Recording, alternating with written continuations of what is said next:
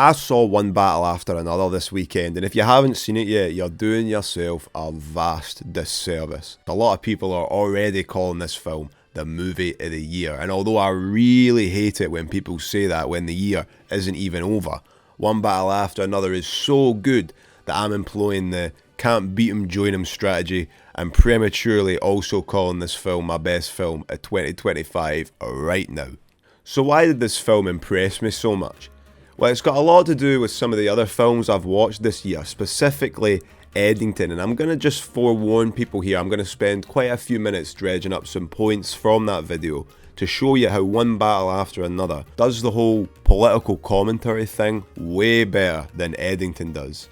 So I would recommend watching my Eddington video beforehand, but it's not essential if you're not interested or if you haven't seen Eddington yet. I'm going to try not to spoil Eddington at all in this video, but I will be talking about it a little bit, and I'll be talking about One Battle After Another in detail, which I'm going to be referring to as One Battle from here on out because I can't be arsed. But this video is going to be quite a shorter form recommendation, so I'm not going to go into detail about the ending of One Battle, so you can watch this video if you haven't seen the film. Unless you're a proper diehard, know as little as possible about a film beforehand type of person. I really like Paul Thomas Anderson, but I'm not sure why. I could never tell you what his style is, what he excels at in filmmaking, or even what genre his movies are. But I do know that every single one of them is full of expert camera work, dialogue, and pacing. I'm one of the losers that's even seen and liked Phantom Thread for f***'s sake here. It's actually good. You'd never think a period piece about the post-war fashion industry would tickle the pickle of a Scottish lad off his dish, but you'd be thoroughly surprised. The only one of his films I'd say I'm pretty lukewarm on is Magnolia, which might come as a bit of a surprise, as I know a lot of people might consider that to be his best film, but I just find it a bit overly melodramatic and depressing, especially compared to his other films, which are often laugh-out-loud funny. Oh, f*** yourself! Oi!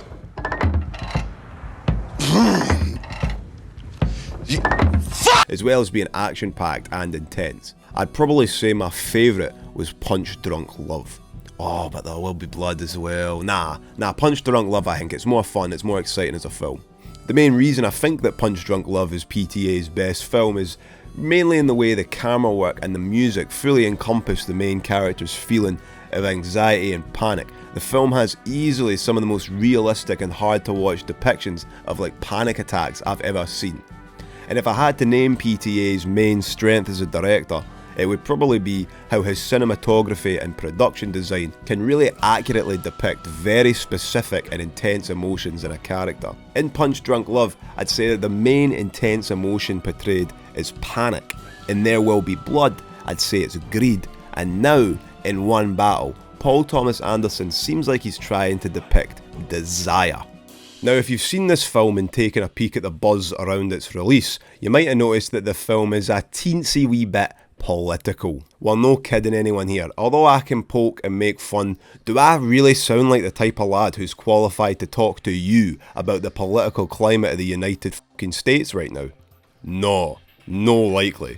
So when I reviewed Eddington in my very first insight, I think I had a bit of a hard time coming up with the words on exactly why that film rubbed me the wrong way like it did.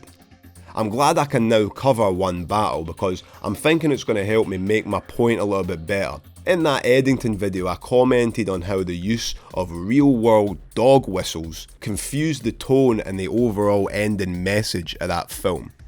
I tried to explain how I thought that boiled down to Ari Aster's reliance on kinda half-referencing real-world political groups, like Antifa with a question mark, or MAGA with a question mark. And as an audience member, when these names and references are dropped, we're all subconsciously trying to connect the dots to real world events to figure out where the characters in the plot are at, which might be interesting and compelling for some folk, but for me it's confusing, and it can be done better by not drawing so directly from political comparisons. In One Battle, I think this is done better by using the two warring fictional political groups, the French 75 and the Christmas Adventurers. By framing the rivalry this way, we're no forced to think about the overall political ideologies of each group, and instead we're more focused on the rivalry and personal struggles of the characters involved. we can then be more interested in the character motivations and personal desires that the plot revolves around. With Teyana Taylor's character, Perfidia Beverly Hills, although undoubtedly being part of a far-left black activist group, we see through her actions that this revolutionary violent behaviour is more of an addiction because of her fear of commitment and the family life.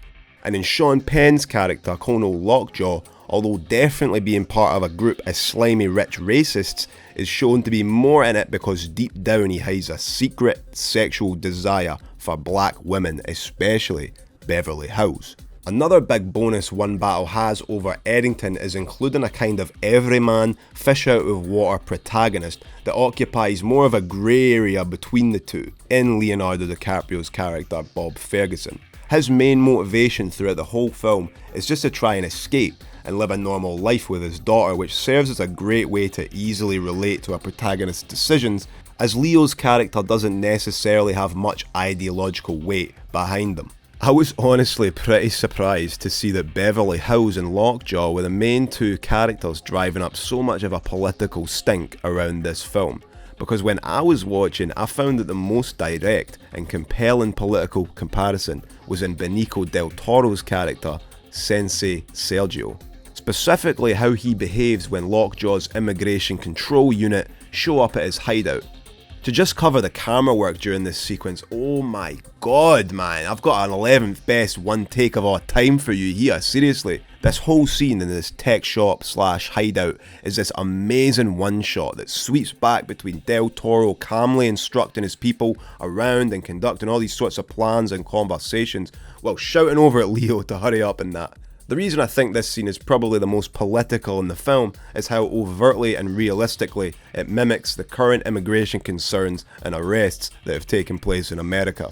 I think this is where Paul Thomas Anderson actually draws out the most amount of political commentary, asking, yeah, the people these immigration enforcement officers arrest might sometimes be out of control violent revolutionaries like the French 75, but more often than not they're cracking down on your local dojo owner, or the guy that runs the phone repair shop down that one alley in town. And PTA shows the reality and the survivalist lifestyle of the people in these situations in a very vivid and realistic way, which I think might genuinely be the most challenging aspect of the film for a lot of viewers.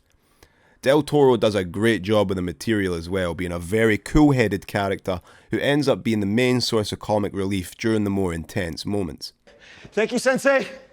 Thank you, Sensei. Thank you. God damn it! Viva la revolution! The one who stole the show though has to be Sean Penn. You probably knew that was coming if you've seen the film. He is well due an Oscar nod for this portrayal of Colonel Lockjaw. You know a character's good when you can tell all you need to know about them by the way they fucking walk. Sean Penn must have spent bloody ages getting that walk just right, with that little head twitch and the puffed out chest. It's just so perfect. Just like that 1 hour before, you know for a fact that Lockjaw is going to appear in countless video essays about insane villains in the future. He's the new Anton Chigurh as far as I'm concerned. I might even like Lockjaw more. There's this amazing wee moment when Lockjaw's first being interviewed for the super secret racist task force known as the Christmas Adventurers. One of the lads is like, "We want to lock up lunatics and maniacs. You're not a lunatic, are you, Steve?" And the fucking camera pans around to the reverse shot of fucking tweaked out Lockjaw, eye twitching, like, no sir, not a lunatic at all.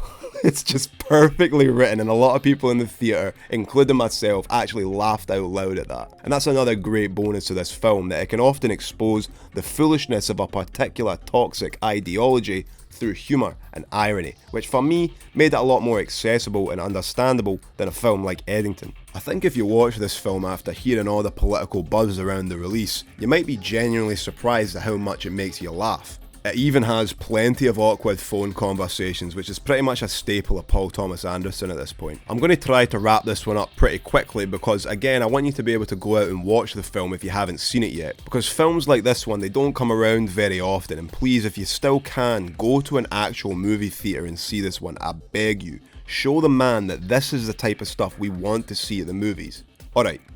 Plenty of action, laughs, sex, drugs and rock and roll. Great performances, especially from Del Toro and Penn, and an easy to follow narrative that has some very compelling social commentary. Oh wait, one other wee detail I liked about the film is how the French 75 used Jill Scott Heron's "The Revolution Will Not Be Televised" as their wee code phrase to establish trust with the different members. I like that for no other reason than that song slaps and it made me go, oh, I get that reference in the theatre. If I really had to pick out something I didn't like, I'd probably say that as this film's action starts intensifying, there's a few contrivances that I questioned a wee bit coming out of the theatre. It's nothing too egregious, I'd say, just very coincidental characters showing up at the perfect time, that kind of stuff. But the one big one that sat with me is this Native American hitman that has a pretty small role in the film and pretty much commits suicide to save Leo's daughter, Willow, played by Chase Infinity. What a bloody name, to be fair. I kind of thought that was a bit of a get out of jail free card for Willow there, the only major contrivance and moment in the film really, but even that is quite a nitpick. So to actually summarise this time, one battle after another is great because it exposes the ridiculousness of political violence by showing the often narcissistic and hidden toxic desires of the leaders of these institutions. Both Beverly Hills and Colonel Lockjaw are exposed as having pathetic, weak tendencies that bring them back to this toxic ideological war and to each other. Through their personal relationship, we can see the folly and hypocrisy of both sides of the spectrum, and how being violent to stop violence is dumb no matter which side of the political coin you fall onto, and how often, in reality, personal desire and needs overshadow the overall political identity of a person, with often very exposing and hypocritical outcomes. It's a great fucking film, go watch it. This one was a wee bit shorter than my usual videos, but I wanted to get this one out this week because I'm working on a hymn review right now, getting all hyped for that because it's releasing on the 3rd of October here in Scotland, and I ended up just writing down mini reviews of all of Jordan Peele's films so far. So that video is growing in size and it's becoming more of a full career retrospective for Jordan Peele, and it's going to take a bit more time. So I thought I'd put together a wee short form review of a movie that I really loved to tide folks over until then and keep the momentum this channel's getting. Oh, and cheers for watching, see you next time.